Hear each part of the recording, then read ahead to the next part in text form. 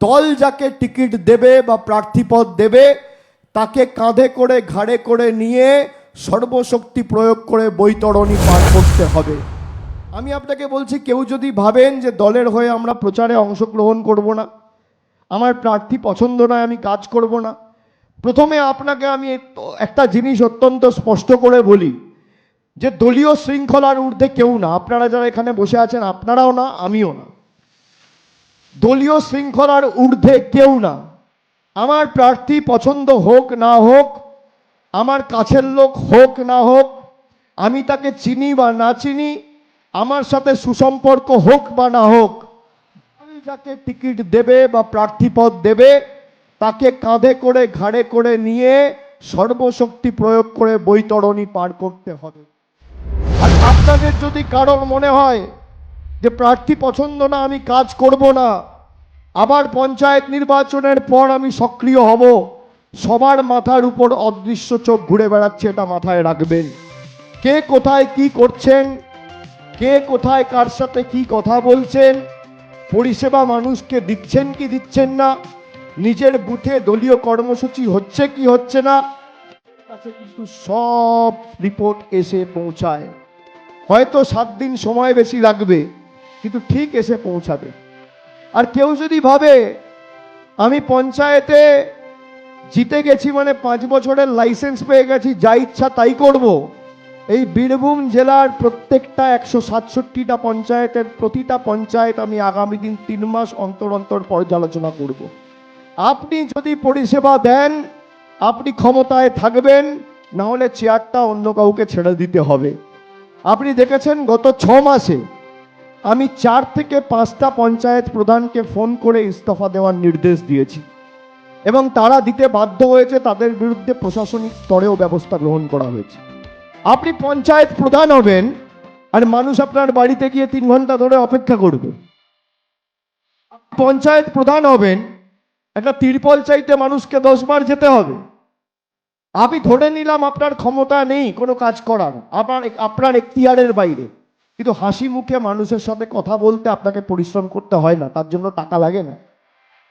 হাসি মুখে মানুষের সাথে দুটো কথা বলতে যে পারবে না, মানুষকে পরিষেবা দিতে যে পারবে না, সর্বশক্তি প্রয়োগ করে যে মানুষের স্বার্থে ঝাঁপাবে না, তার পঞ্চায়েতের কোনো পদে থাকার অধিকার নেই। এবং 3 মাস অন্তর অন্তর পর্যালোচনা হবে এবং 3 মাস যদি আপনি ভালো কাজ করেন তারপর আপনি আবার সুযোগ পাবেন, তারপর আবার 3 মাস পর পর্যালোচনা হবে, তারপর যদি ভালো কাজ করেন আবার 3 মাস এক্সটেনশন পাবেন।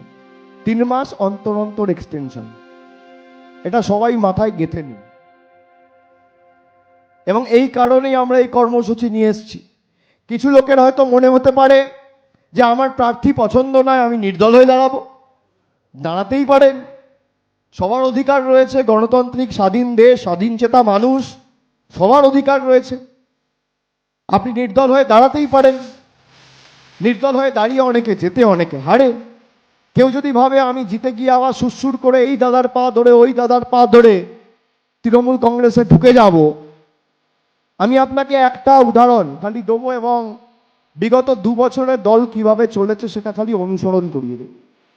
2022 সালে 2021 সালে মমতা বন্দ্যোপাধ্যায় তৃতীয়বার জেতার পর 2022 সালে আপনি দেখবেন প্রায় 120টা পুরসভায় নির্বাচন হয়েছিল, মিউনিসিপ্যালিটি ইলেকশন হয়েছিল 2022 সালের মার্চ মাসে। এই 2022 সালের মার্চ মাসে অনেকে এমন ছিল যারা প্রার্থীপদ পায়নি, টিকিট পায়নি, পরবর্তীকালে নির্দল হয়ে দাঁড়িয়েছিল। তাদের মধ্যে অনেকে জিতেছে, অনেকে হেরেছে।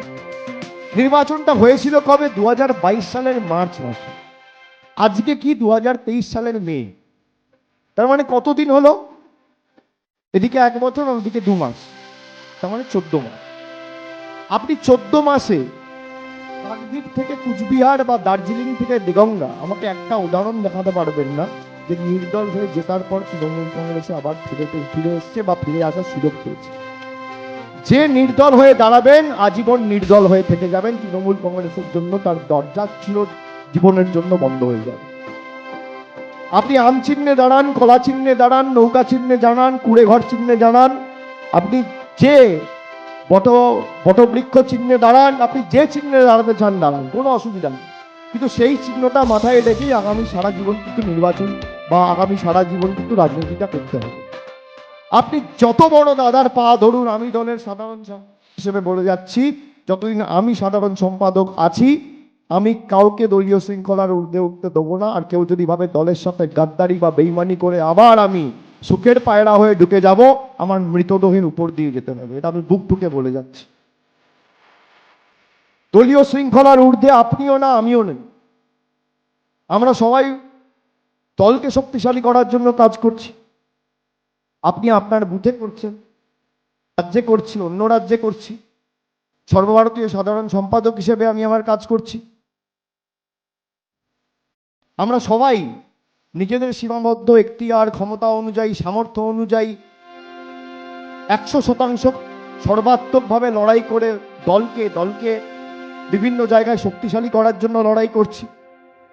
সুতরাং দলকে শক্তিশালী করাই আমাদের একমাত্র লক্ষ্য এবং মানুষের হাতে যাতে আগামী দিন উন্নয়ন পৌঁছায়।